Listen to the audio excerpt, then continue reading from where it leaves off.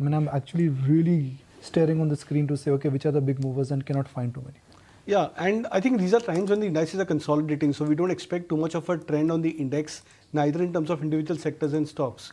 Now, the only sign or a preemptive indication of a trend could begin if we start to see a sector move or the tilt of markets towards a particular sector. We've not seen that happening in the last 3-4 days of the bounce, or even the prior 4-5 days of the market correction prior to that. So when you have a zone where the markets are, or no major sectors are giving any kind of a major signal, that's also an indication that the markets could, or the indices could be range bound.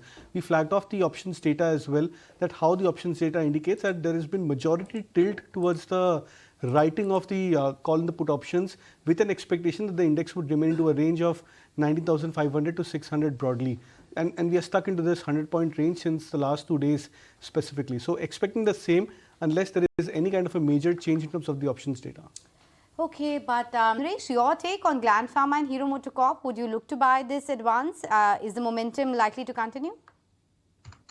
So Gland is a tough one, given that it went through a long downtrend as well as quite a few gap downs previously.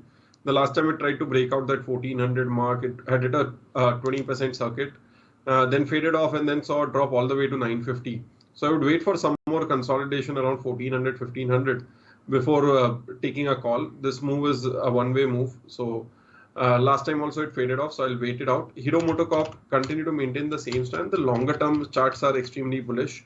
The stock has done nothing for a long period of time. Stock used to be 3000 back in 2015 also. So for now, the breakout about 2950 got retested, and we've started making a recovery from the same support zones.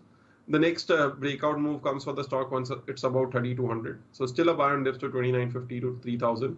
And a target price of 3600 to 4000 in the long term. All right, now what are the gainers? Madhav, let's take ideas from Kunal. Yes, Kunal. Let's take some ideas in terms of what you do in this range bound market. So again, the action is stock specific. So we'll go with a couple of buy calls. GAIL is something which apparently looks very attractive. Now, the reason why it's looking attractive is because the risk reward from 122 last week, the stock has come back towards 116 mark. And I think at current levels, I would believe GAIL should be good enough for a retest of the previous high. So 124 is what I would look out for in terms of target, and stop loss at 112. PNB, Punjab National Bank, these PSU banking stocks are making a comeback. So we discussed PNB in the morning. So we want to flag off the stock again. Targets remain at 66, stop loss at 58. PNB and